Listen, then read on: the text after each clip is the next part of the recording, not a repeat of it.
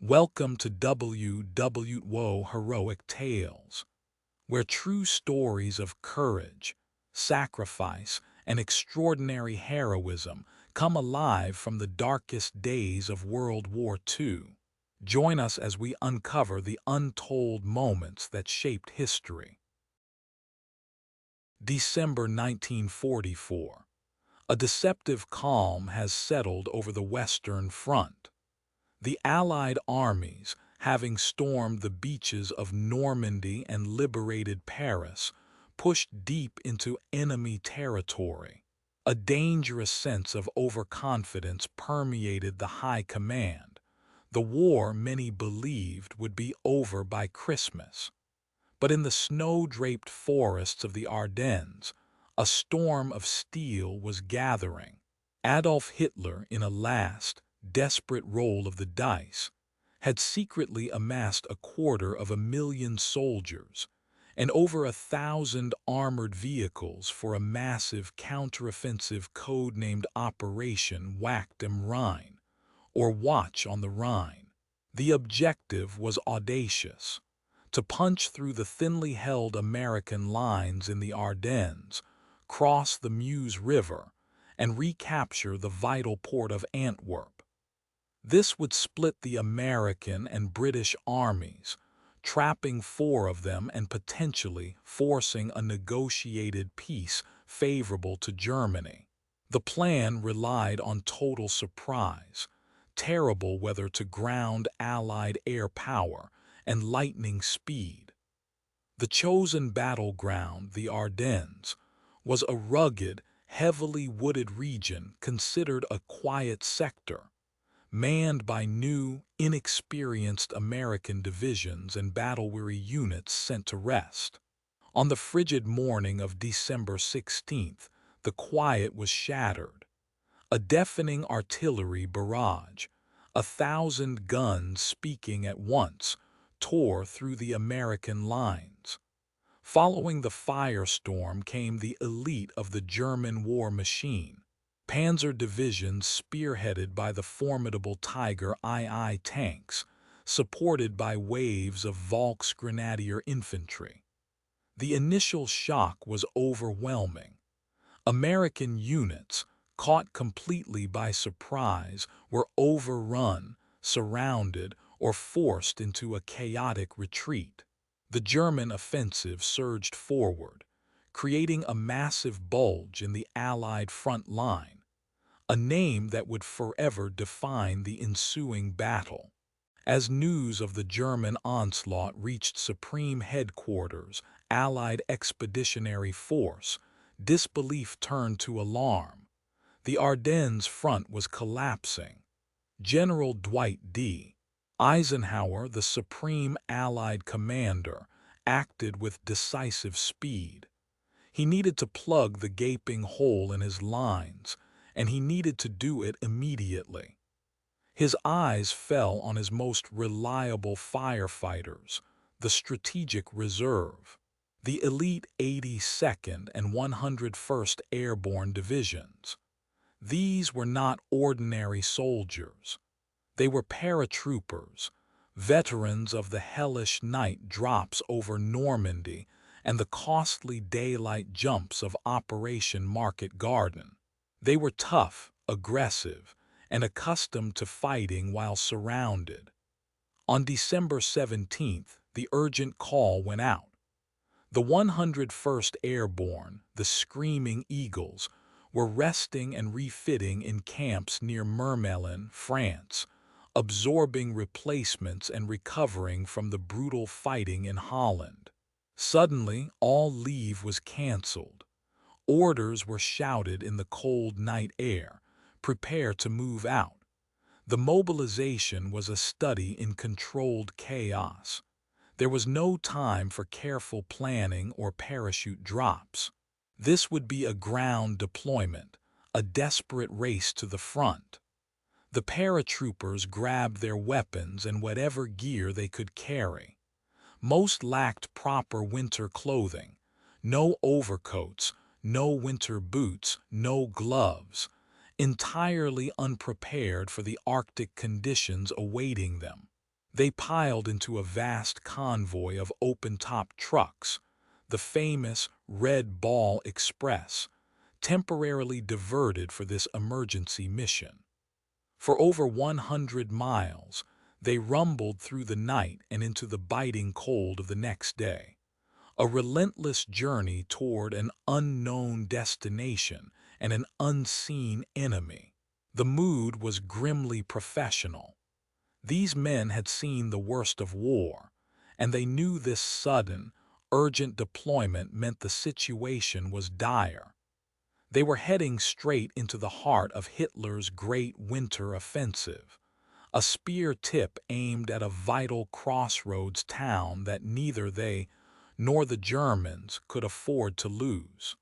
The destination was a small Belgian market town, unassuming yet of immense strategic value, Bastogne.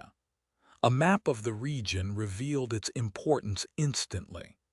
Bastogne was a critical road junction, a nexus where 7 major paved roads converged, radiating out like spokes on a wheel. For the German armored columns to maintain their momentum toward the Meuse River and Antwerp, they needed these roads.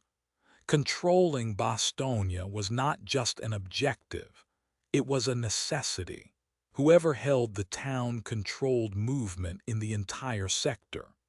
For the Allies, holding Bastogne would mean denying the Germans their crucial supply lines and slowing the Panzer spearheads to a crawl, buying precious time for a larger counterattack to be organized.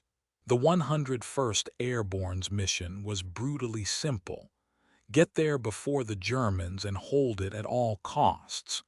The race was on.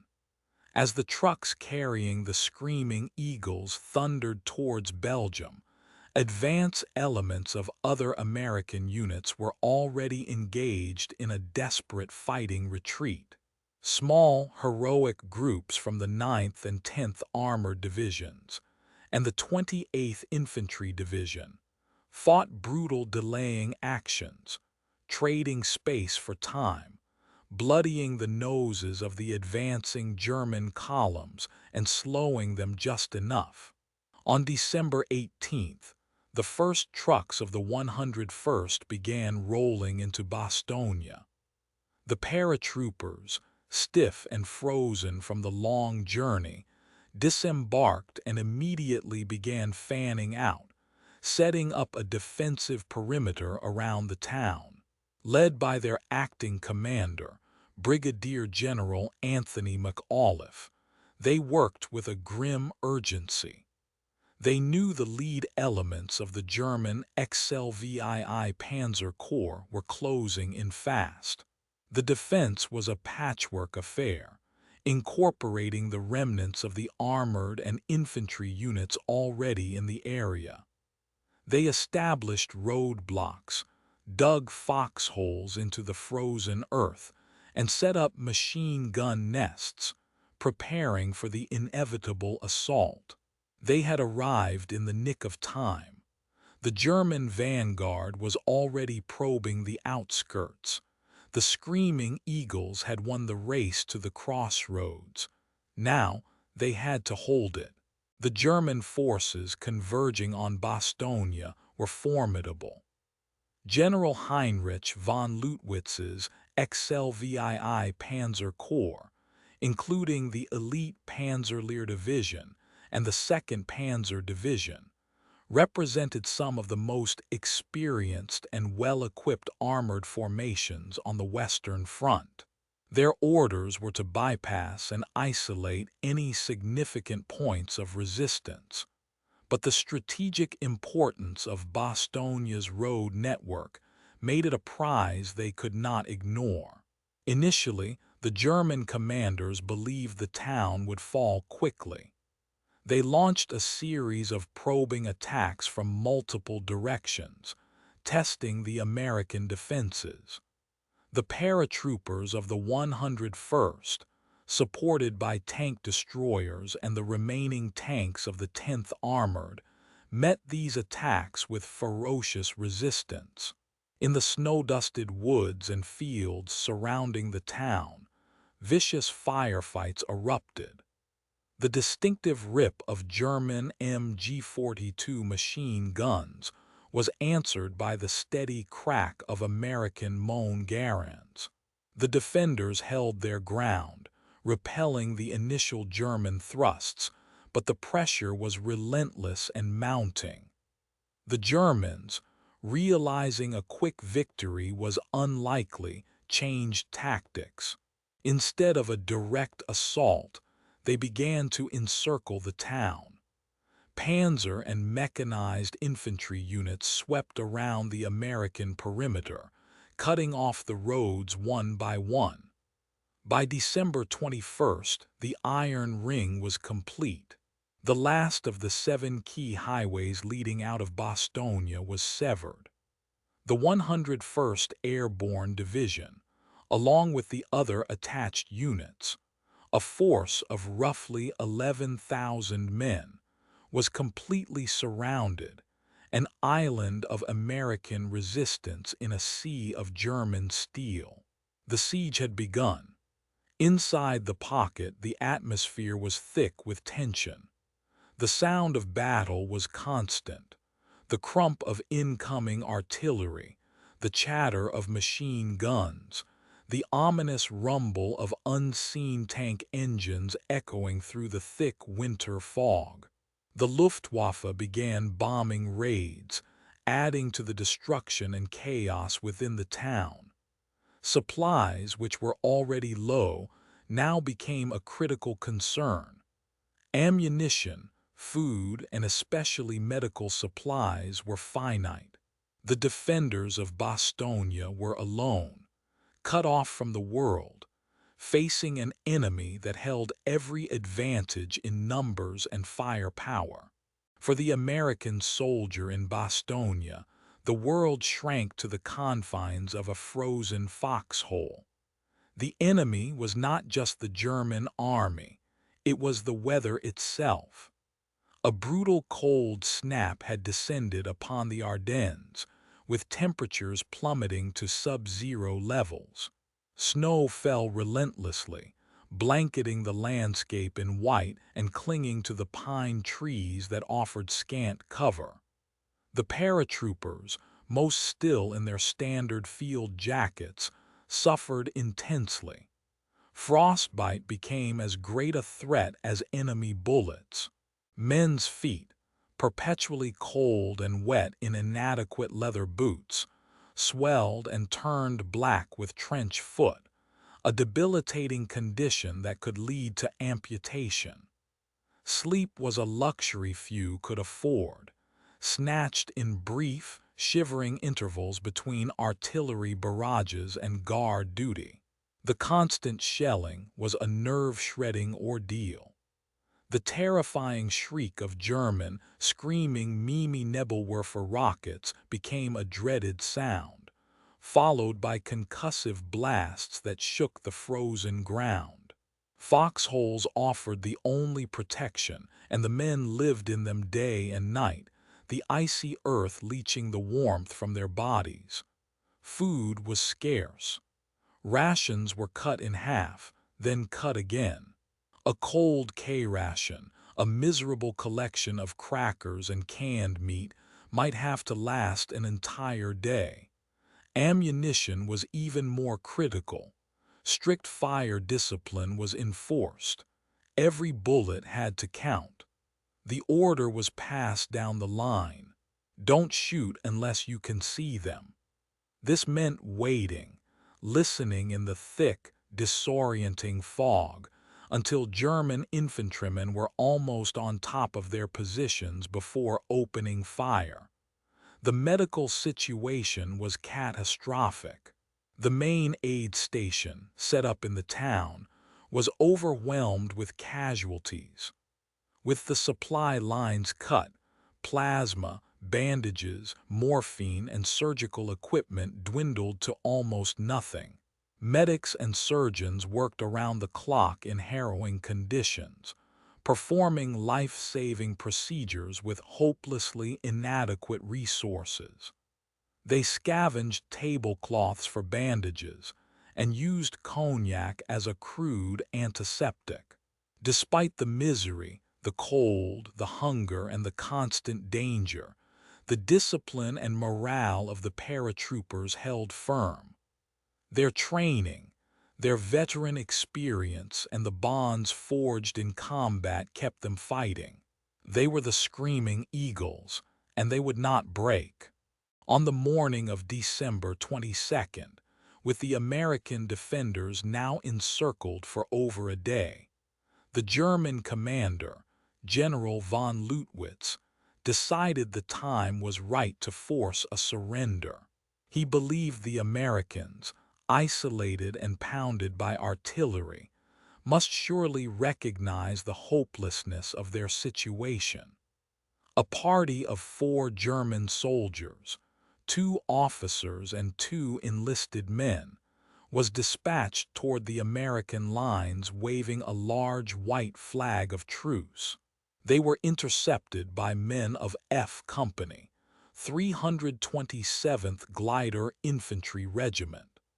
The Germans announced they were carrying a message from their commander for the American commander in Bastogne. The German party was blindfolded and led through the battered town to the command post of Brigadier General Anthony McAuliffe.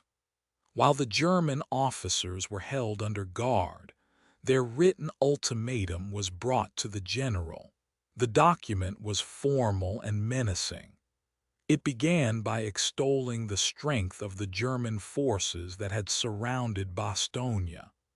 It pointed out that the town was now completely isolated and that further resistance was pointless, warning of total annihilation if the offer was rejected.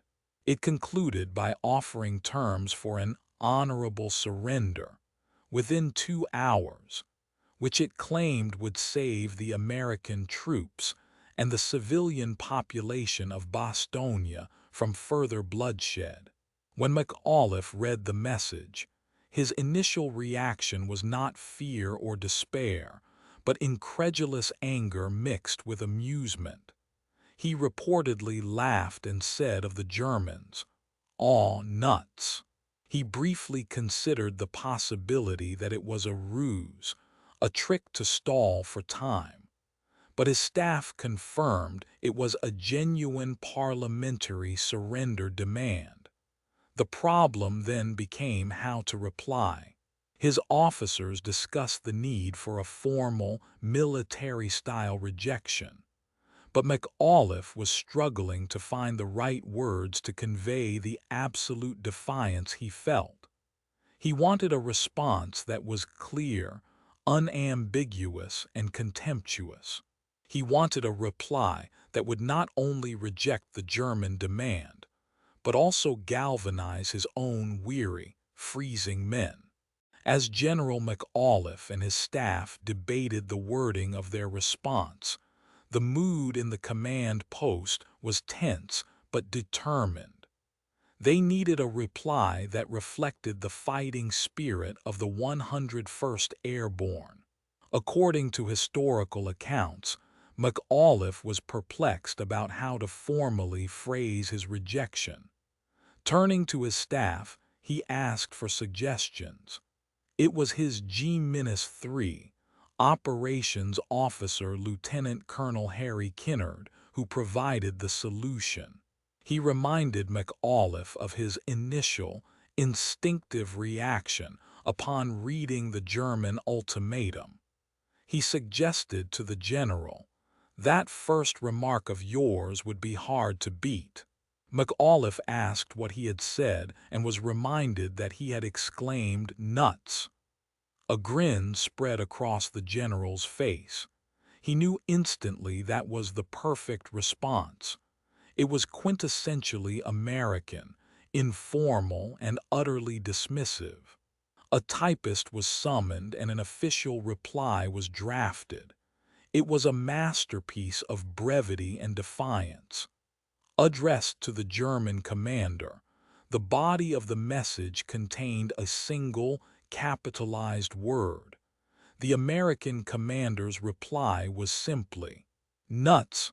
Colonel Joseph Harper, commander of the 327th Glider Infantry, was tasked with delivering the message. He took the typed note and personally escorted the blindfolded German officers back to the front lines.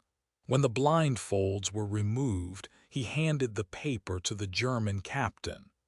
The officer, unfamiliar with American slang, was confused.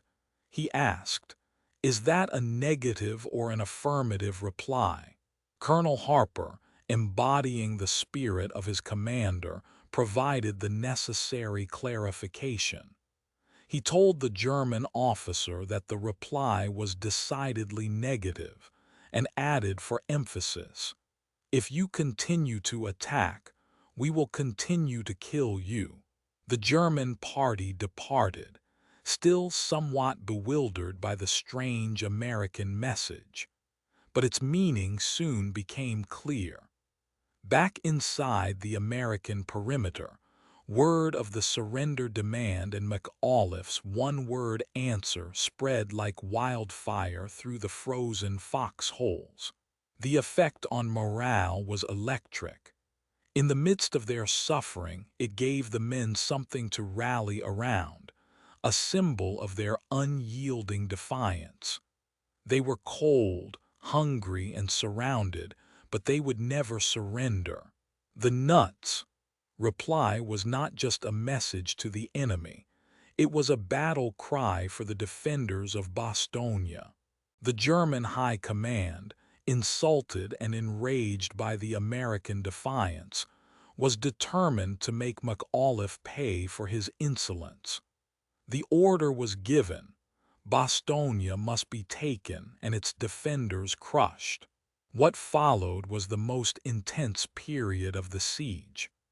On Christmas Eve, the Germans unleashed a coordinated, all-out assault, aiming to break the American perimeter before any relief force could arrive. The attack began with a ferocious artillery and mortar bombardment that pounded the American positions. Then, under the cover of darkness and falling snow, German tanks and infantry surged forward. The primary thrust came from the west, against the lines held by the 327th and 502nd Parachute Infantry Regiments. Panzer IV and Panther tanks rumbled out of the woods, their cannons flashing in the night, spitting machine gun fire at the American foxholes. The paratroopers held their ground with suicidal bravery. Bazooka teams stalked the German armor, waiting for a close-range shot at a vulnerable side or rear. Machine gunners laid down curtains of fire to scythe through the advancing infantry. The fighting was at close quarters, brutal and chaotic. Simultaneously, the Luftwaffe escalated its attacks. Bombers swept over the town of Bastogne itself, dropping high explosives on buildings indiscriminately. The main American aid station, located in a barracks, took a direct hit, killing and wounding dozens of casualties and medics. The Christmas Day attacks were just as furious. German armor penetrated the American lines in several places, leading to desperate counterattacks by the paratroopers to seal the breaches. The situation was desperate. Ammunition was critically low. But on December 23rd, the defenders received a miracle. The thick fog and clouds that had shrouded the battlefield for days finally broke.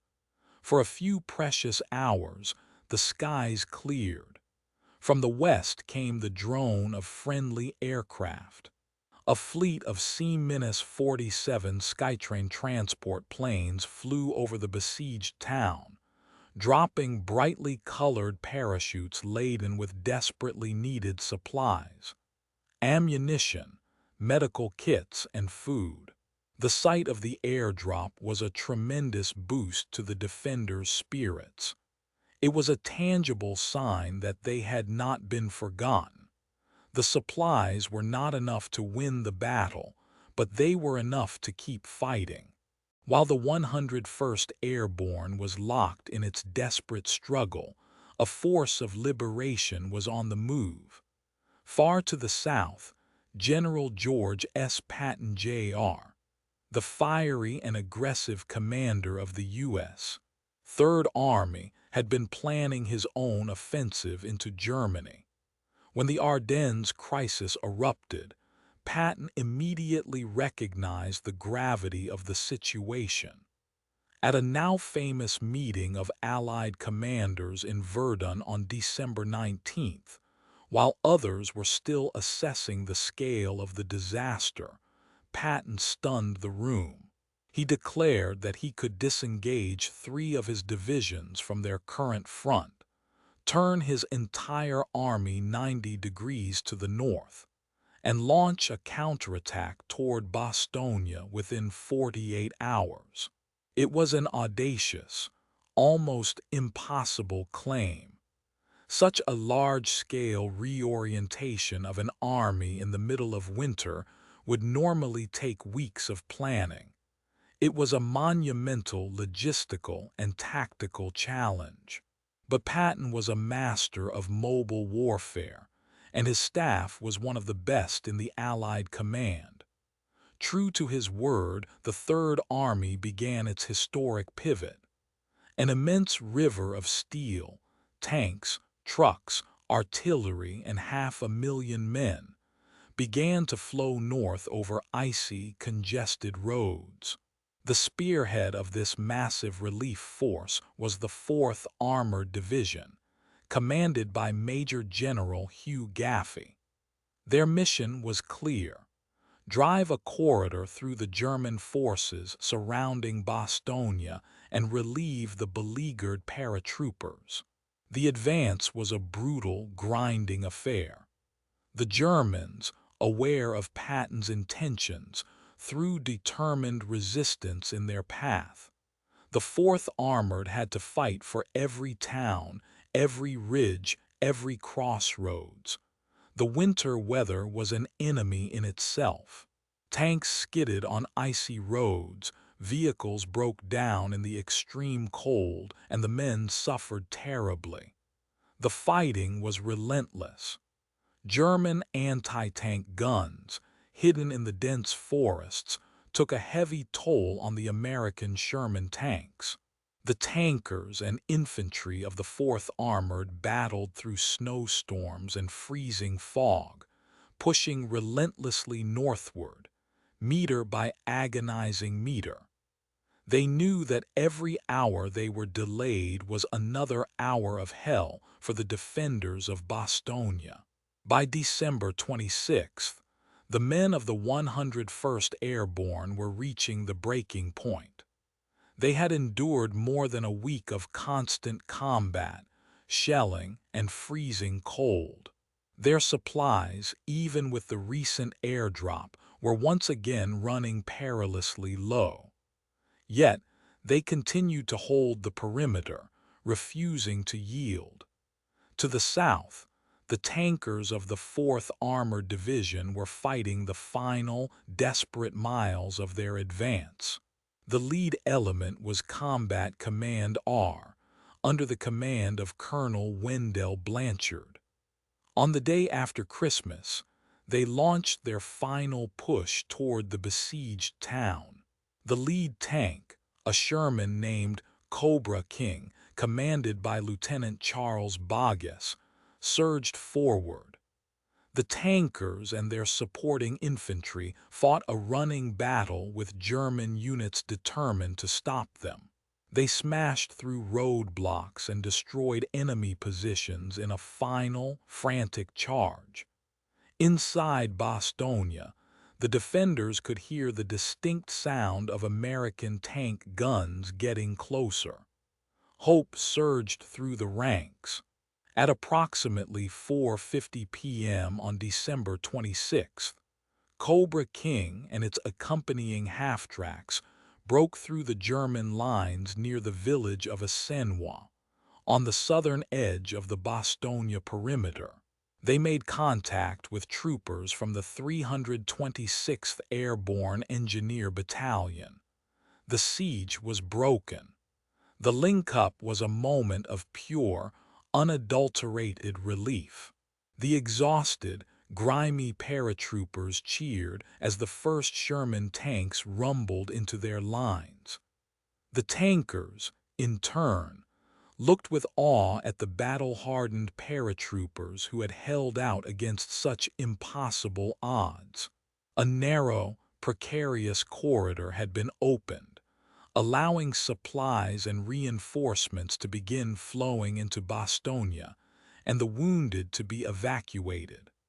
While the fighting around the town was far from over, the Germans would continue to launch fierce counterattacks for weeks in an attempt to close the corridor. The isolation of the 101st had ended. Their heroic stand had achieved its strategic purpose.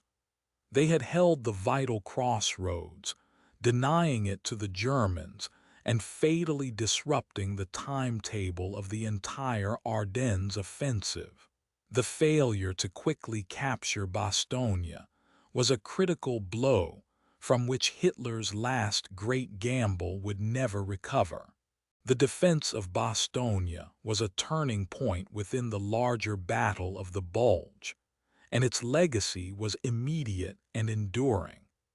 The sheer tenacity of the encircled American forces crippled the German offensive's momentum, buying invaluable time for the Allied High Command to redirect forces and organize a decisive counterstroke. By holding the critical road network, the 101st Airborne and their attached units acted as an immovable rock against which the German tide broke. In recognition of their extraordinary heroism, General Eisenhower awarded the entire 101st Airborne Division the Distinguished Unit Citation, the first time an entire division had received the honor. The official citation commended their outstanding performance of duty in action against the enemy. The gallantry, fortitude, and esprit de corps displayed by the officers and enlisted men of this division in their successful defense of Bastogne are exemplary.